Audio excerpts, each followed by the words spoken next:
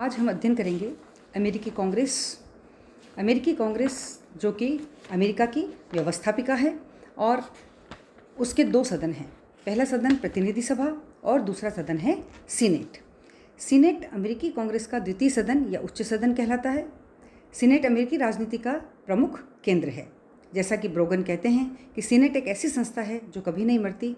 राष्ट्रपति आते हैं और जाते हैं, 2 वर्ष के बाद प्रतिनिधि सदन भी समाप्त हो जाता है, परंतु सीनेट बनी रहती है।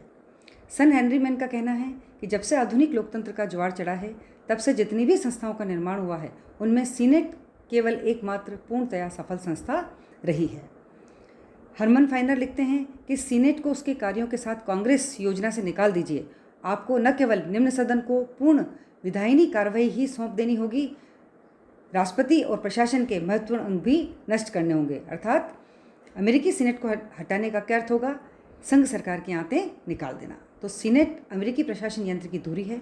यदि इसे निकाल दिया जाए तो अमेरिकी शासन व्यवस्था धराशायी हो जाएगी। सीनेट का अध्ययन करने में हम अध्ययन करेंगे सीनेट की रचना, सीनेट के कार्य एवं शक्तियाँ, प्रतिनिधि सदन की तुलना में सीनेट शक्तिशाली क्यों है, सीनेट की आलोचना किस आधार पर की जाती है, और यह भी पढ़ेंगे हम कि क्या सीनेट सबसे शक्तिशाली द्वितीय सदन है। क्योंकि अमेरिका में द्विसदनात्मक व्यवस्था है, उसका द्वितीय सदन और उच्च सदन सीनेट है। हम देखते हैं सीनेट की रचना। देखिए, संविधान निर्माताओं ने सीनेट को अमेरिका की संघ व्यवस्था का मेरुदंड बनाने का प्रयास किया था। सीनेट के संबंध में उनका विचार था कि वह राज्यों का प्रतिनिधित्व करे और संघ शासन में उन्हें प्रमुख स्थान दे। इसलिए यह निश्चित किया गया कि सभी राज्यों को, चाहे वे छोटे हों या बड़े, सीनेट के समान प्रतिनिधित्व मिलना चाहिए। आजकल अमेरिका में 50 राज्य हैं और प्रत्येक राज्य को, चाहे वह बड़ा है या छोटा है, सीनेट में 2 प्रतिनिधि भेजने का अधिकार है। तो इस तरह से सीनेट की कुल सदस्य संख्या कितनी हो गई? 100। इस प्रकार सीनेट राज्यों की समानता के सिद्धांत पर गठित है। चाहे राज्य छोटा है चाहे बड़ा है, उसमें सीनेट के 2 ही प्रतिनिधि आएंगे। संविधानों में राज्यों की समानता को समाप्त करने पर रोक है। किसी भी राज्य को उसकी स्वीकृति के बिना समान प्रतिनिधित्व से वंचित नहीं किया जा सकता है।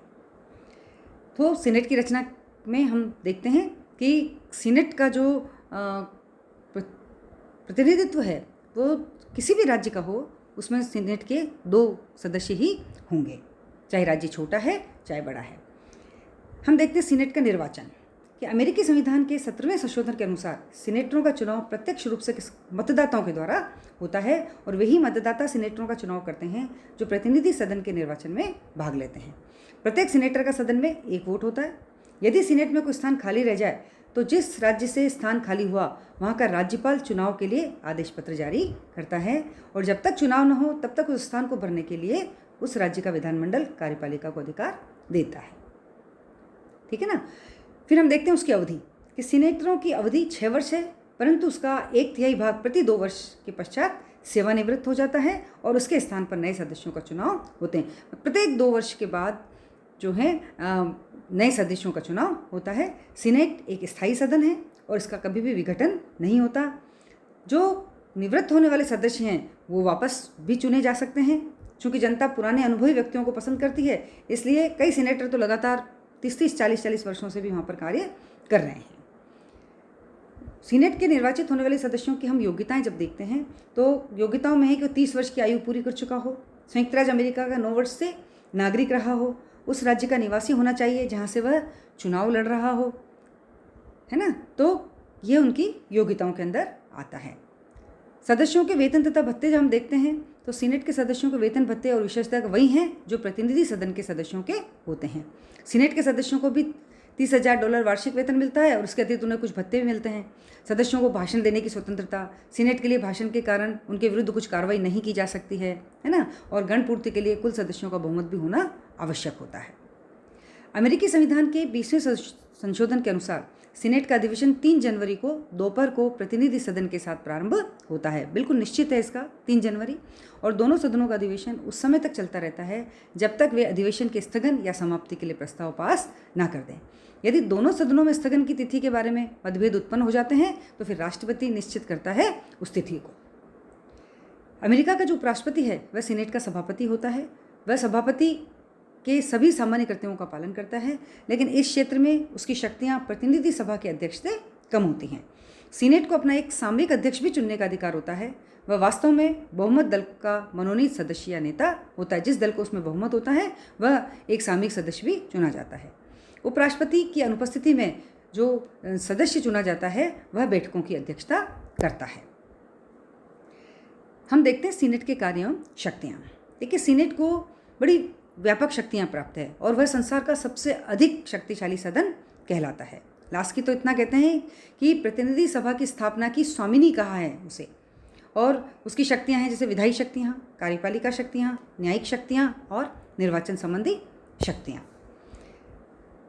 विधायी शक्तियों में जब हम देखते हैं कि सीनेट की मूल शक्तियाँ व्यवस्थापन संबंधी हैं और अमेरिका में व्यवस्थापिका के दोनों सदन समान पदी हैं और उनके अधिकार भी समान हैं। जहाँ तक वित्त विधेयकों का, दो प्रकार के विधेयक होते हैं ना, साधारण विधेयक और वित्त विधेयक, तो जहाँ तक वित्त विधेयक का संबंध है उनके लिए ये आवश्यक है कि उन्हें प्रतिनिधि सभा में प्रस्तुत किया जाए, पर केवल प्रस्तुतिकरण को छोड़कर अन्य सब बातों में सीनेट किसी भी वित्त विधेयक को पूर्णतः संशोधित कर सकती है। केवल जो विधेयक है उसको प्रस्तुत प्रतिनिधि सभा में करना पड़ता है, लेकिन सीनेट को उसके ऊपर पूरे अधिकार होते हैं। तो कोई भी विधेयक तब तक कांग्रेस द्वारा पारित नहीं समझा जाएगा जब तक सीनेट उसको पारित न कर दे। साधारण विधेयकों के विषय में देखिए, दोनों की जो शक्तियाँ हैं वो समान है। ये विधेयक दोनों ही सदनों के लिए प्रस्तुत किए जा सकते हैं और ये तब तक पारित नहीं समझे जाते हैं जब तक दोनों सदन उसे स्वीकार न कर ले। तो यदि किसी विषय पर कांग्रेस के दोनों सदनों में गतिरोध उत्पन्न हो जाता है तो सम्मेलन समिति स्थापित की जाती है और इस समिति के द्वारा अधिकतर लाभ तो सीनेट को ही रहता है, क्योंकि उसके सदस्य जो हैं वो अधिक कुशल होते हैं, लंबा अनुभव होता है ना, तो इसलिए सीनेट ही उसमें प्रभावशाली रहती है। फिर एक संवैधानिक विधेयक भी होते हैं कि दोनों सदनों की स्थिति इसमें भी पूर्ण समान है। दोनों ही सदनों में संवैधानिक संशोधन संबंधी विधेयक प्रस्तुत किए जा सकते हैं और ऐसे विधेयकों को पारित करने के लिए दोनों सदनों के द्वारा 2/3 बहुमत स्वीकृत किया जाना आवश्यक होता है। दूसरी शक्तियाँ इसकी कार्यपालिका शक्तियाँ। कार्यपालिका क्षेत्र में भी सीनेट की शक्तियाँ प्रतिनिधि सभा से ज़्यादा होती हैं। कार्यपालिका क्षेत्र में सीनेट की महत्वपूर्ण प्रथम शक्ति संधियों के विषय में है कि राष्ट्रपति द्वारा विदेशों के साथ की गई संधियां तब तक पूर्ण नहीं समझी जाएंगी जब तक सीनेट उन्हें 2/3 बहुमत से स्वीकार न कर ले, तभी वे संधियां देश पर लागू होंगी। इससे सीनेट विदेश नीति के क्षेत्र में राष्ट्रपति की शक्ति का भागीदारी बन गई। अमेरिका के इतिहास में अनेक ऐसे अवसर आए हैं जब सीनेट संधियों को अस्वीकृत या संशोधित किया। जैसे आप देखिए 1919 में राष्ट्रपति विल्सन द्वारा जो वारसाई की संधि की गई थी उसको अस्वीकार कर दिया सीनेट ने, है ना।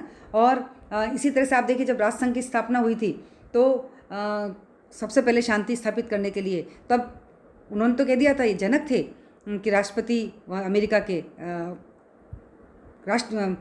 संयुक्त राष्ट्र सभा से पहले जो राज्यसभा बनी थी उसके, लेकिन जब वे वापस अपने उसमें आए, अमेरिका आए, तो सीनेट ने उसके मेंबर बनने से मना कर दिया। तो ये सीनेट की शक्ति थी। सीनेट की दूसरी प्रमुख कार्यपालिका शक्ति क्या है कि राष्ट्रपति द्वारा की गई नियुक्तियों के पुष्टिकरण की। इस पुष्टिकरण के लिए साधारण बहुमत की आवश्यकता है। संविधान में व्यवस्था भी की गई है कि सिर्फ सीनेट के परामर्श तथा स्वीकृति पर ही राजदूतों, मंत्रियों, न्यायाधीशों आदि की राष्ट्रपति नियुक्ति कर सकता है। तो सीनेट राष्ट्रपति पर अपना अंकुश बनाए रखती है, जैसा कि हमने शक्ति पृथक्करण के सिद्धांत पर भी देखा। तीसरी कार्यपालिका शक्ति विविध विभागों के विरुद्ध शिकायतों की जाँच करना है। तो इस विषय में इसका निर्णय सीनेट का ही निर्णय अंतिम रहता है, अतः सीनेट प्रशासन पर भी नियंत्रण रखती है। तीसरी जो शक्ति है इसकी न्यायपालिका वाली शक्ति, कि न्यायिक क्षेत्र में भी सीनेट बड़ी शक्तिशाली है। सीनेट को संविधान में राष्ट्रपति, उपराष्ट्रपति और सभी असैनिक अधिकारियों को महाभियोग द्वारा देशद्रोह, रिश्वत तथा गंभीर अपराध के कारण हटाने का अधिकार होता है। अभियोग लगाने का कार्य प्रतिनिधि सभा का है और सीनेट महाभियोग की जांच न्यायालय की हैसियत से करेगी। ऐसे अवसर पर वह न्यायिक प्रक्रिया के सभी कार्य जैसे आदेश जारी करना, गवाहों को बुलाना, उन्हें शपथ दिलाना, ये सारे कार्य करती है। जब अमेरिका के राष्ट्रपति पर महाभियोग चलाया जाएगा तो उस समय सर्वोच्च न्यायालय का मुख्य न्यायाधीश सीनेट की अध्यक्षता करेगा। किसी भी व्यक्ति को सीनेट के उपस्थिति और मतदान करने वाले सदस्यों के 2/3 बहुमत के बिना दंडित घोषित नहीं किया जा सकता। जिस व्यक्ति को दोषी घोषित किया जाएगा उस पर देश के कानूनों के अनुसार मुकदमा चलाया जा सकेगा। जैसे राष्ट्रपति निक्सन के कार्यकाल में वाटरगेट कांड हुआ था, है ना, और इसके लिए सीनेटर जेम्स इरविन की अध्यक्षता में सीनेट की न्यायिक समिति ने महत्वपूर्ण जांच प्रारंभ की थी, लेकिन उससे पहले ही निक्सन ने अपने पद से त्यागपत्र दे दिया था। इसी तरह से उनकी चौथी शक्ति है निर्वाचन संबंधी शक्ति। तो सीनेट राष्ट्रपति द्वारा उपराष्ट्रपति के निर्वाचन में डाले गए मतों को गिनती है, परिणामों की घोषणा करती है। यदि उपराष्ट्रपति पद के लिए किसी भी प्रत्याशी को निरपेक्ष बहुमत प्राप्त न हो तो सीनेट पहले 2 प्रत्याशियों में से एक को उपराष्ट्रपति चुन देती है। तो ये सारी शक्तियाँ सीनेट के महत्व को बढ़ाती हैं। जैसे लास्की कहते हैं कि विधायी क्षेत्र में केवल सीनेट का महत्व है, जनता उसी की ओर ध्यान देती है। फिर प्रश्न आता है कि सीनेट के शक्तिशाली होने के कारण क्या है। ये प्रतिनिधि सदन की तुलना में सीनेट जो है वह शक्तिशाली है, तो उसके शक्तिशाली होने के कारण क्या है। देखिए, एक तो जो सबसे बड़ा कारण है वह है कि संविधान निर्माताओं की इच्छा है ना। संविधान निर्माता सीनेट को एक शक्तिशाली सदन बनाना चाहते थे ताकि वह राष्ट्रपति पर नियंत्रण रख सके और संघात्मक ढांचे की रक्षा कर सके और लोकप्रिय सदन के जोश को ठंडा कर सके। दूसरा है लंबी अवधि, कि सीनेट की अवधि प्रतिनिधि सभा से 3 गुनी होती है। जहां प्रतिनिधि सभा 2 वर्ष के लिए चुनाव होता है, वहीं सीनेट का 6 वर्ष के लिए होता है। सीनेट एक स्थायी सदन है ना। तो आप ये देखिए कि सीनेटर की लंबी अवधि यदि उसमें योग्यता है तो विशाल व्यक्तित्व उत्पन्न करने का अवसर उसको प्रदान करती है। फिर तीसरा इसका हम कह सकते हैं शक्तिशाली होने का कारण सीनेट एक गौरवशाली संस्था है, कि अपनी महत्वपूर्ण शक्तियों के कारण सीनेट एक गौरवशाली संस्था बन गई है। अमेरिका के राजनीतिकों की एक महत्वाकांक्षा रहती है कि वे सीनेट के सदस्य बने। सीनेट का सदस्य बनना अधिक सम्मान और प्रतिष्ठा का प्रश्न माना गया है। सीनेट का प्रत्यक्ष निर्वाचन होता है। आजकल सीनेट का प्रत्यक्ष निर्वाचन होता है तथा सीनेट के जो सदस्य हैं जनता के प्रतिनिधि माने जाते हैं। तो पहले वे राज्यों के विधानमंडल द्वारा चुने जाते हैं, इसलिए अब सीनेट की लोकप्रियता प्रतिनिधि सभा से अधिक हो गई है ना। सीनेट इस लोकप्रियता में प्रतिनिधि सभा को से एक कदम आगे बढ़ गई है। फिर देखिए आप सीनेट का लघु आकार। सीनेट में के इतने अधिक शक्तिशाली होने का एक अन्य कारण क्या है कि उसमें केवल 100 सदस्य हैं, क्योंकि 50 राज्य हैं और एक राज्य से 2 सदस्य आते हैं, तो अपने आप ही। और प्रतिनिधि सभा में 435 सदस्य हैं, जिसमें विचार विमर्श भी अच्छी तरह से नहीं हो पाता। इसी तरह से सीनेट में वाद विवाद की स्वतंत्रता है, कि सीनेट की कार्यविधि ऐसी है कि उसमें सदस्यों के बोलने का समय निश्चित किया जाता है। वहाँ कोई भी सदस्य कितने ही समय बोल सकता है, उसको फिलीबस्टर कहा जाता है। परिणाम स्वरूप वहाँ विषयों पर विचार अधिक पूर्णता के साथ किया जाता है। सीनेट में बोलने के लिए समय भी अधिक दिया जाता है। इसके अलावा भी कुछ सीनेट की विशेष शक्तियाँ हैं, जैसे प्रतिनिधि सदन की तुलना में सीनेट को संविधान द्वारा जो शक्तियाँ दी गई हैं ना, उसमें राष्ट्रपति द्वारा की जाने वाली महत्वपूर्ण नियुक्तियों का पुष्टिकरण सीनेट के द्वारा हो रहा है, संधियों का पुष्टिकरण सीनेट के द्वारा है। तो हम कह सकते हैं कि सीनेट अमेरिका के शासन तंत्र में एक अत्यंत ही महत्वपूर्ण और गौरवशाली निकाय है, सदन है। सीनेट की प्रतिष्ठा का तुलनात्मक दृष्टि से विश्लेषण करते हुए टॉकविल कहते हैं कि वॉशिंगटन की प्रतिनिधि सभा में घुसने पर इस महती सभा में गंवारू ढंग पर नजर पड़ती है। इसमें कोई प्रसिद्ध व्यक्ति नहीं दिखाई देता। इस स्थान की कुछ ही दूरी पर सीनेट के दरवाजे हैं, जिसमें छोटे से स्थान में अमेरिका के अधिकांश प्रसिद्ध व्यक्ति उपस्थित मिलते हैं। इसमें मुश्किल से ही कोई ऐसा व्यक्ति होगा जिसका जीवन मेहनत तथा क्रियाशीलता से भरा न हो। तो सीनेट में ओजस्वी भाषण देने वाले वकील, बड़े बड़े योद्धा, बुद्धिमान मजिस्ट्रेट, राजनीतिज्ञ होते हैं, जिनके भाषण यूरोप के उल्लेखनीय संसदविदों के भाषणों से कम महत्वपूर्ण नहीं होते। लेकिन इसके बावजूद भी सीनेट की भी एक शक्तिशाली सदन है, किंतु इसमें कुछ दोष पाए जाते हैं। पहला दोष तो वो फिलीबस्टर ही है। हमने कहा ना कि सीनेट में वाद विवाद की स्वतंत्रता होती है, कि सीनेट के सदस्यों को भाषण देने की पूर्ण स्वतंत्रता है। कोई भी सदस्य जब चाहे जब अमेरिकी सीनेट में बोल सकता है। तो इस प्रकार उसके बोलते रहने की शक्ति को फिलीबस्टरिंग कहते हैं। और फिलीबस्टर से अभिप्राय है बेलगाम बोलना, बिना मतलब बोले ही चले जाना। सीनेटर ने कहा है कि एक बार जब कोई सीनेट का सदस्य भाषण करना प्रारंभ करता है तो वह शक्तिशाली भगवान के अतिरिक्त अन्य किसी को हस्तक्षेप से नहीं रुकता। तो यह प्रथा अमेरिका की विधायी पद्धतियों में सबसे ज़्यादा आश्चर्यजनक है। कौन सी? फिलीबस्टर वाली प्रथा, जिसके अनुसार कई सीनेटर एक साथ मिलकर बार बार भाषण देते हैं। विचाराधीन विधेयक का अधिनियम बनवा कर रुक जाए या उसे सामने कुछ वांछित रियायतें मिल जाए। दूसरे शब्दों में फिलीबस्टर एक प्रकार की बाधक नीति है जो कभी कभी निषेधाधिकार तक पहुंच जाती है। फिलीबस्टर में चूंकि सीनेटर जब तक चाहे बोल सकते हैं, अतः वह अपनी बात समाप्त करने तक सारी विधायन की जो प्रक्रिया है उसको रोक देते हैं। फिलीबस्टर करने वाले सीनेटर के लिए आवश्यक नहीं है कि प्रासंगिक ही बोले, अतः जो कुछ भी वो बोलता है उसके लिए आवश्यक नहीं है कि वह विषय से संबंधित हो, है ना। तो इसलिए जो फिलीबस्टर की जो प्रथा है उसको सही नहीं मानते कि सीनेटर को केवल यही करना है कि वह बोलता चले। एक बार सीनेटर टिलमैन घंटों तक बायरन की कविता पढ़ते रहे। एक अन्य अवसर पर सीनेटर हॉफलिन सदन में घंटों तक अपनी कविताएं बोलते रहे। तो भाषण की स्वतंत्रता का दुरुपयोग में इसमें कुछ प्रतिबंध लगाए कि कोई भी सदस्य एक विषय पर एक दिन में 2 बार से अधिक नहीं बोल सकता। दिन के अंत में विचार स्थगित करने के स्थान पर थोड़ा अवकाश लेकर सीनेटर बोले। ठीक है ना। तो इसलिए इस प्रथा की कई बार आलोचना हुई, क्योंकि इसकी वजह से अल्पमत भारी बहुमत की इच्छा का विरोध करने में सफल हो जाता है, लेकिन सीनेटर इसको त्यागने के लिए किसी प्रकार तैयार नहीं है। फिर है सीनेट का शिष्टाचार।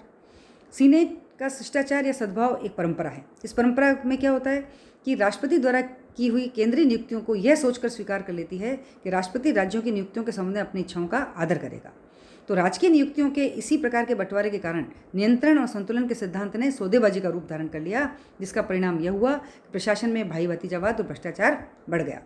तो वस्तुतः सीनेट के शिष्टाचार की जो प्रथा है, इसके कारण सीनेट व राष्ट्रपति के बीच अपने ही लोगों को पदासीन करके और बंटवारा कर लिया जाता है, दोनों मिलकर बंटवारा कर लेते हैं। फिर कहा जाता है कि सीनेट समाज का दर्पण नहीं है। सीनेट में छोटे बड़े सभी राज्यों में समान प्रतिनिधित्व प्राप्त है। तो वो कहते हैं कि भाई इसमें 1/5 से कम जनता के द्वारा चुने हुए प्रतिनिधि होते हैं, क्योंकि उसमें जनता के द्वारा चुने हुए प्रतिनिधि नहीं है ना। एक लॉग रैगिंग वाली भी इसमें व्यवस्था है कि लॉग रैगिंग क्या है, लकड़ी के गोल गोल लट्ठे को 2-4 मजदूरों को द्वारा लुढ़काना, इसको लॉग रोलिंग बोलते हैं। अमेरिका की सीनेट में विधि निर्माण द्वारा विधेयक को आगे बढ़ाने की पद्धति को भी क्या है, लॉगिंग कहते हैं। विधायकों के बीच परस्पर समझौता, जिसके द्वारा एक विधेयक को पारित करने में किसी विधायक का सहयोग इसी आशा से करते हैं कि वह ऐसे किसी भी विधेयक को पारित करने में उनका सहयोग करेगा जो रोलिंग है ना, लॉग रोलिंग है, कि वह इसको लुढ़का दिया जाएगा और वो एक दूसरे का इसमें सहायता देंगे, चाहे वो सही है या नहीं। तो इस प्रथा के सार्वजनिक हित के बजाय संकुचित हित एवं स्वार्थ को लाभ पहुँचता है। फिर कहा एक सीनेट की अलाभकारी स्थिति। यदि सीनेट में उस दल का बहुमत है जिसका राष्ट्रपति नहीं है, तो वह राष्ट्रपति का विरोध करती है। इससे शासन में गतिरोध पैदा हो जाता है। सीनेट के शिष्टाचार की दूषित प्रथा के कारण निजी हितों की पूर्ति के लिए सीनेट के सदस्य राष्ट्रपति पर नियंत्रण नहीं रख पाते हैं, है ना। तो ये अलाभकारी सिद्ध हो जाती है। और इसकी दोषपूर्ण रचना। सीनेट राज्यों की समानता पर आधारित है। राज्यों की समानता के इस सिद्धांत की कई लेखकों ने तीव्र आलोचना की है। उन्होंने इसे अलोकतांत्रिक बताया, क्योंकि इसमें जो जिनका 1 करोड़ जनसंख्या वाला हो चाहे बड़ा हो, है ना, सभी के 2 प्रतिनिधि उसके अंदर आते हैं। तो इस प्रकार से सीनेट की आलोचना भी की गई है।